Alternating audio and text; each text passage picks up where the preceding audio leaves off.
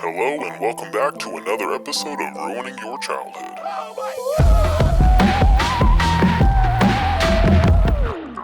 Welcome back to another episode of Ruining Your Childhood, one sculpt at a time. Today, once again, we're going to be diving into the deep seas of Bikini Bottom to create one of SpongeBob's greatest heroes. He's old, he's wrinkly, and he's always looking out for evil! So that's right, folks. Today we're going to be sculpting Mr. Steal Your Grandma himself, Mermaid Man. Now, despite the fact Mermaid Man wasn't a quote-unquote main character, he was probably one of my favorites. This dude was hilarious. I knew anytime he was on screen, something ridiculous was gonna happen. I mean, he was just unpredictable. This guy was awesome. I love the fact he's just an old retired superhero just basking in the glories of his old days fighting evil. Anyway, Mermaid Man has quite the square head, so we are just gonna be starting off with this little cylinder bit of clay. Then after pressing in some eye sockets with a ball stylus, we can go ahead and fill that in with some pre-baked eyes that I made off camera. And then we're on to his eyelids. For his lower eyelids, I went ahead and rolled out these little worms of clay that I'm going to be laying underneath his eyes, and then I go ahead and do the exact same thing for the upper eyes. I want his eyes to feel like they're kind of bulging out of his head. I feel like he's seen some stuff. You know, he's kind of war-ridden from this fighting crime his whole life, so we're gonna be making his face balls bulging, you know what I'm saying? But with his upper and lower lids in their proper position, I could go in with this small ball stylus to start adding a little bit of detail to the eyes. When I was happy with how those were looking, we could go ahead and pause there and move down to his mouth. Went ahead and took this little flattened out dank nug of clay that we're just gonna be laying over the lower section of his mouth. He has quite the lower bite, this guy, or maybe it's a poochy lip, I'm not really sure, but he's definitely giving a meh type face. So once I added that little dank nug of clay to the lower section of the face and blended it out to make him look slightly like a robot, we are going to be adding these little things to the side of his mouth. These little maggots of clay, they're gonna help build up his kind of frown face that he's making. It's like a weird in-between. I could make the face, but I don't know how to describe the face, but I guess we'll see here in the end. But now that I have established where those little maggots are gonna go and blended those in, I go in with my silicone sculpting tool to start adding some side of the mouth detailing before following it up with a wedge-shaped sculpting tool just to really start to build up that lower lip. But with a little bit of refining and detailing, his lower lip is looking decent, so we could go ahead and start working on that starfish. Now, originally I just cut out a little star and I was just gonna place it on the face, but I really wasn't liking how it looks, so I'm gonna be doing something different. We're just gonna start off by taking a little dank nug of clay that we're gonna kind of work into a nose shape that's a little bit longer at the top, and this is gonna be just working on the upper section of that starfish. And then once I was happy with how that was looking, I could then take a flattened out piece of clay and I'm just laying that over the lower section of his face. Then using my X-Acto knife, I could go ahead and start cutting out that starfish. But while I'm doing that, we need to chat, folks.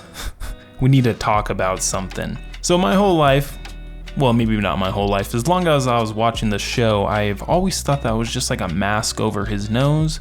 But it wasn't until recently that I was doing some research and I found out that that was actually a real starfish, supposedly, just chilling on his face, just breathing hot breath into his nose. And that's disgusting. I don't know, just the thought of a real starfish chilling on my face freaks me out, but I don't know, could just be me. Wait a minute, isn't it there to help him breathe? Why doesn't Barnacle Boy have one? I'm very confused. This thing is, what is Barnacle Boy? Is he a fish?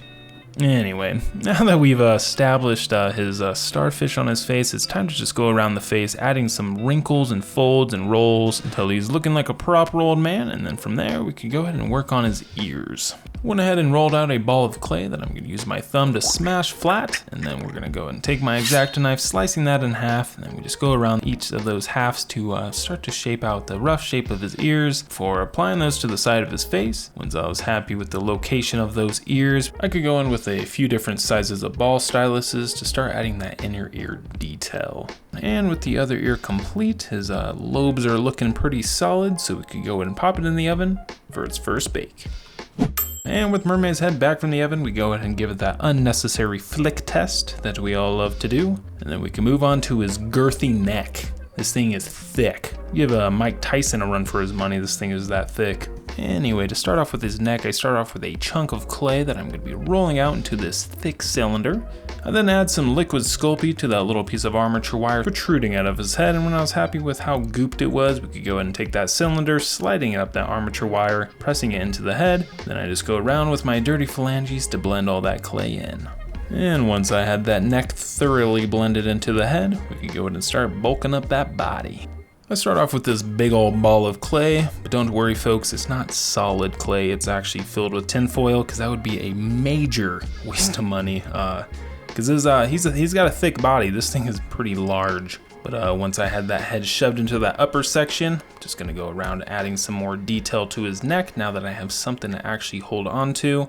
Something I always loved about him is his neck always looked like he was straining, like he's like just about to push out a massive dookie.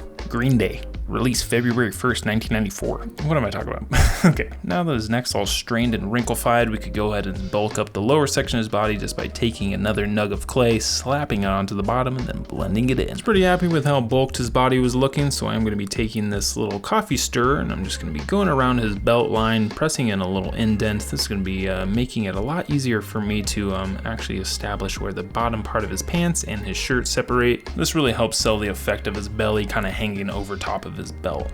I did go over top of that with my finger just to kind of smooth out those edges a bit. Now we can start adding some texture. For his shirt, I'm going to be using just the grippy portion of this little scraper tool. I'm just going to be rolling that over top of that. Once I have that nice and pressed in, we are going to be adding those little scales to his Speedo. For this, I'm going to be using that same coffee stir, just using the bottom end there. Just going to be making these little rows, kind of staggering them between each row. And then after about 20 minutes or so, we have this beautiful Speedo that I would totally not wear myself. No, I would not wear that myself at all. Of course, I would not wear a Speedo while I'm making this sculpture. Anyway, now that his body is complete, we could go ahead and pop it in the oven for another bake. And with Mermaid's body back from the oven and baked to a crispy perfection and all of its texture locked into place, we could go ahead and start adding some of those details, starting with his belt. I took a long, thin strip of clay that I wrap around his torso, and once I had those two ends meeting, I went ahead and blended those in with the back end of my X-Acto knife. I was pretty happy with how that was looking so far, so now we could go in and work on his M belt buckle. I start off by taking this little square of clay that I'm just going to be going around making some strategic slices, cutting out these little triangles to make this M. Once I have the M cut out, we're going to do a little size check just to make sure it was looking right. I was pretty happy with that, so I could stick that on and start doing a little bit more refining. And then use the flat end of that wedge-shaped sculpting tool to get rid of some of those tool marks. Looking pretty good. So now we can go ahead and add his little shell cups, his little shell nipple protectors. I don't know what they're. Wait, what is it actually called? A shell bra. Jeez, nipple protectors? Good night. Anyway. All right. Anyway. Now that I have established what this is called, we're just making these shells by taking these little nugs of clay that I kind of form into these little arrowhead shapes, and then using this wedge-shaped sculpting tool, I'm going to be adding the upper texture of the shell, and then I go in with this very small ball stylus to add a little bit more shell detail, and then I finish it off by adding these little triangle bits on the bottom. Now I do gotta ask the question, are these live creatures living on his chest? Couple of little oysters hiding from the walrus and the carpenter, chilling on his flabby chest. We're gonna go with shells. They're just shells, right guys? Right. But now that we have those shells into their proper position, it's time to strap those bad boys up because his pectorals are not holding them up anymore. So for this, I rolled out a very thin piece of clay that I'm just gonna be wrapping it around. I do lay a little bead of liquid Sculpey, that way it just helps the little strands stick onto the body a little bit better. But we're just gonna be working our way around, slicing off all those little excess bits. And once his bra is all strapped up and ready for extreme sports, we could go ahead and pop it in the oven for another bake.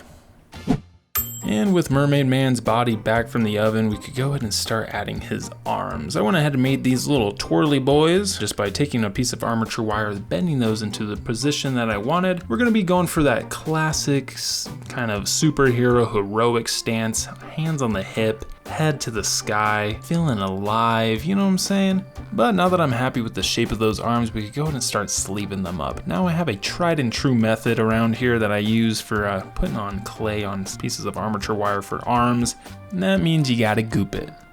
And once you goop it, you wrap it. And then once you wrap it, you give it that good old pinch and twist. Just a little pinch and twist, just a little pinch and twist, just a little pinch and twist.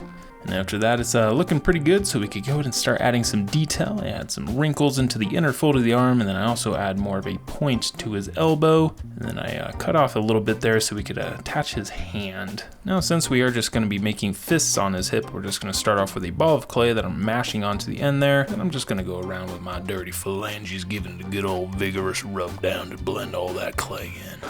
Now that I got a basic structure of what the fist is going to look like, we go ahead and pop that back onto the body. And then I could go in with a variety of different sculpting tools to start giving him some fingies. Once I had a rough shape of how his fingers were looking, we're going to go ahead and add his thumb by taking a little maggot of clay, sticking that over top, then blending that in. I was pretty happy with how his fist was looking, so it's actually time to make him look like he's wearing gloves. So for this, I'm taking this little flattened out bit of clay, wrapping it around his wrist, slicing off that excess bit, and then I just go around blending it in. Now I want to kind of emphasize the fact that he is older, so his muscle has decayed a little bit, so his sleeves are probably going to be a little bit looser than they used to be, so I just go around with the silicone sculpting tool to add these little wrinkles on the surface. Went ahead and made the other arm off camera, and he's looking pretty good, so we could go ahead and do pretty much the exact same process for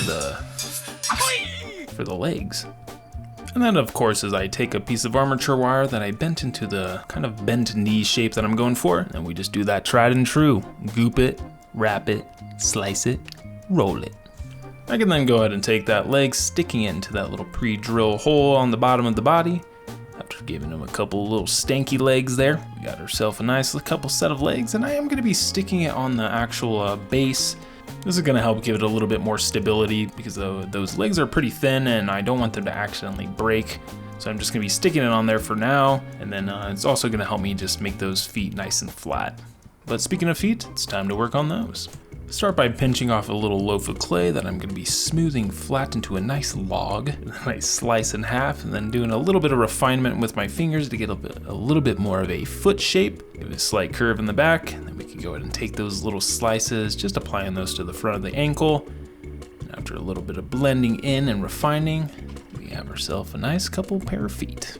But who's Mermaid Man without his pink fluffy slippers? For this, I just took a flattened out piece of clay that I'm going to be laying over top of the front section of his foot.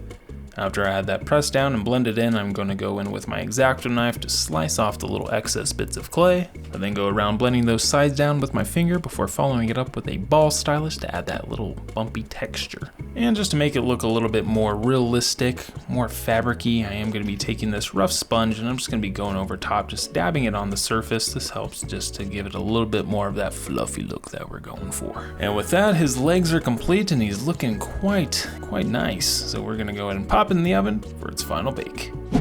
And with Mermaid Man back from the oven and it's stiffer than he's been in years, we could go ahead and start the painting process. Now I like to start things off by painting the entire thing with an initial base coat of its initial base coat colors. And as for his green gloves and latex leggings, we are going to be painting it this green color, and for this I used dark green mixed with some white and it gave it this nice little hunter green tone.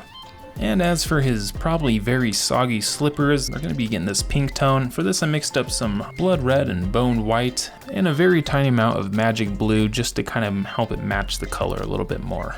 And as for his Speedo, we aren't going to be doing anything crazy at the moment, so we're just going to be giving it a base coat with the black paint. I do kind of water it down a little bit. This helps it to sink down into those details a little bit more. With his Speedo covered and fully dry, we can then go on to his belt. Now the actual belt portion's a pretty light yellow, so for this I mixed up some sun yellow and some bone white to give it a little bit more of a soft color. And then I decided I am just going to be painting over the M as well.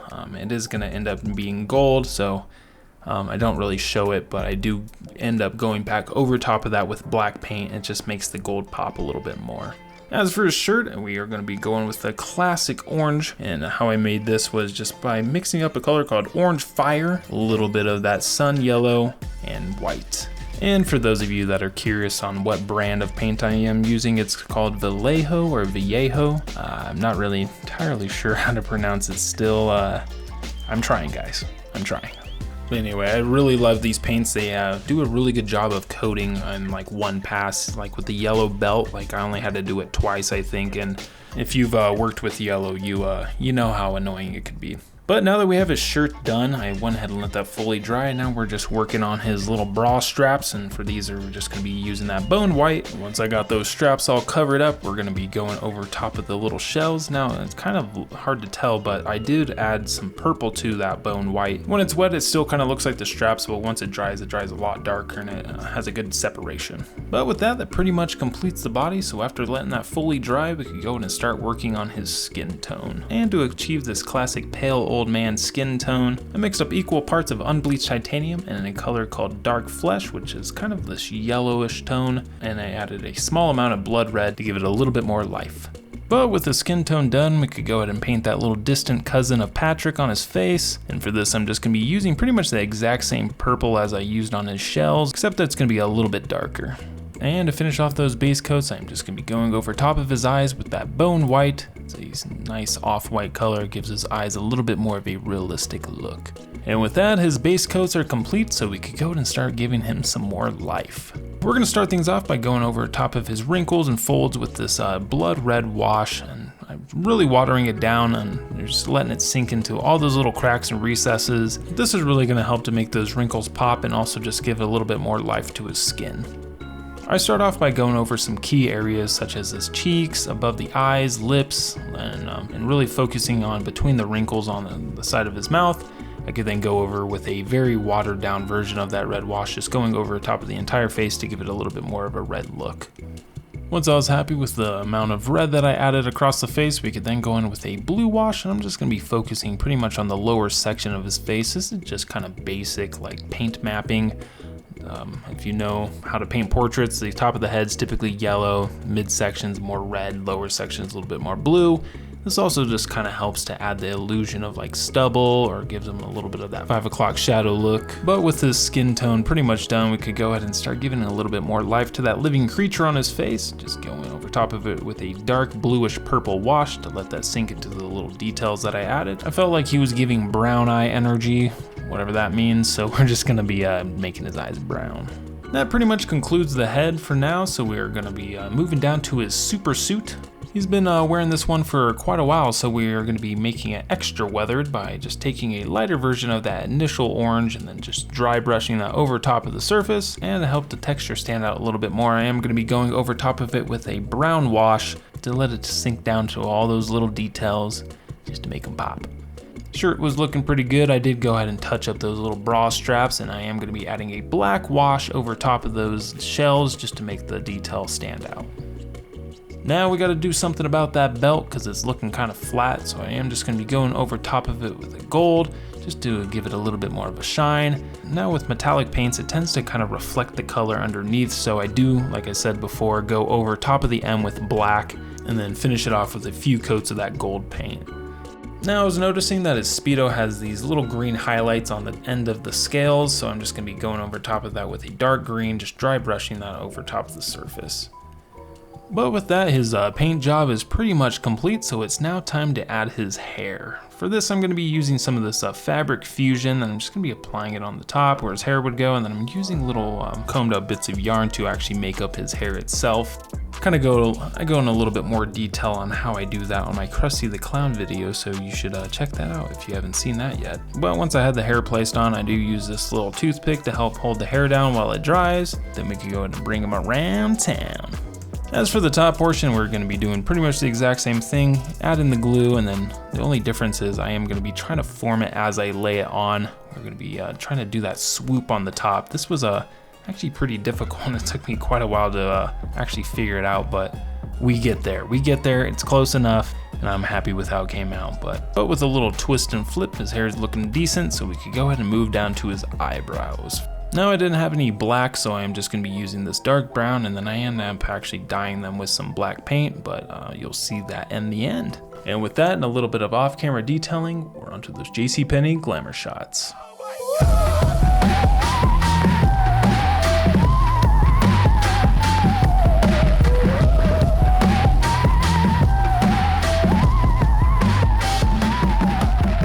Thank you guys so much for watching the video. I hope you all enjoyed it. Don't forget to hit that like and subscribe button, and also leave a comment down below of who you would like to see me sculpt next. I'll see you next time.